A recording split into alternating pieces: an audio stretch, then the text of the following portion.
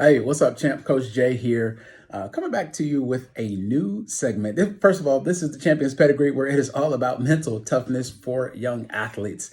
And coming to you with a new segment called Confidence Crushers. Now, that term is pretty self explanatory, but I'll go into it anyways. A confidence crusher is literally those mental blocks, those things that hold us back mentally that prohibit us from really getting to the next level or becoming as great as we could be. And what I did is I've compiled a list of really the top 20 confidence crushers, and I'm going to tell you what to do if this confidence crusher is something that you struggle with.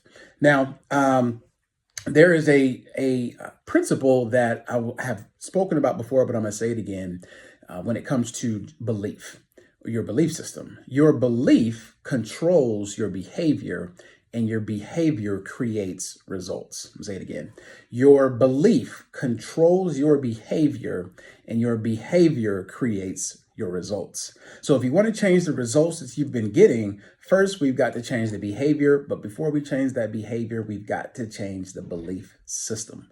And hold on, got a sneeze coming.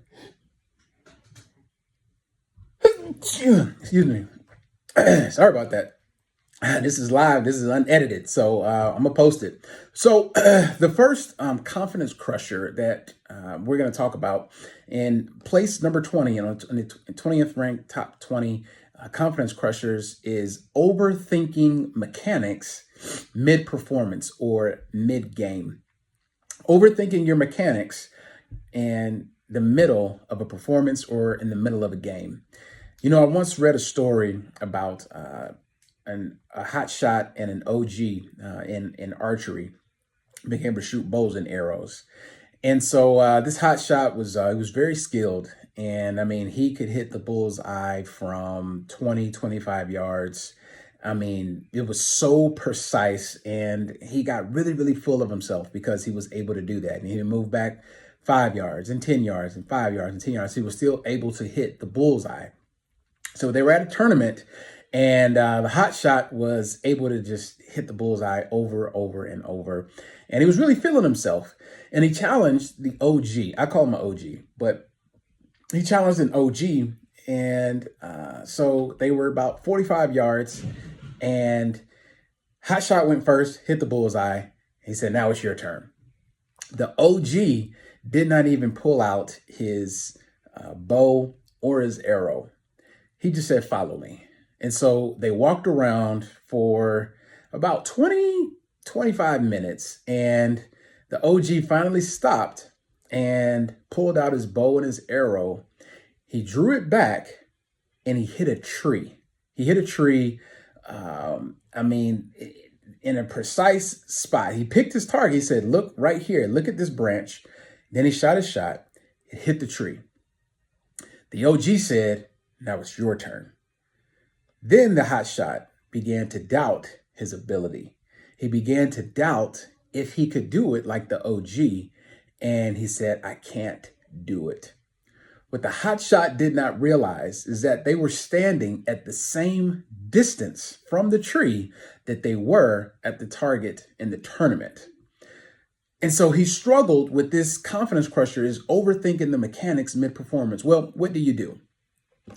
From a practical standpoint, what you want to do, number one, you have to declutter. You have to get the last thing that you did, you celebrate it, and you move on. When we move on, now we're able to focus in on a new target. We focus in on the new objective or the new goal or the new thing. So when we do that, it doesn't leave time or really space or opportunity to become overly celebratory for what you've just done. See, that's the main difference between amateur athletes and world-class athletes. World-class athletes, they celebrate something and then they move on to the next thing. What an amateur athlete does, like the hot shot, is they keep reliving the things that they just did, and it doesn't leave room for the new thing that you're able to do.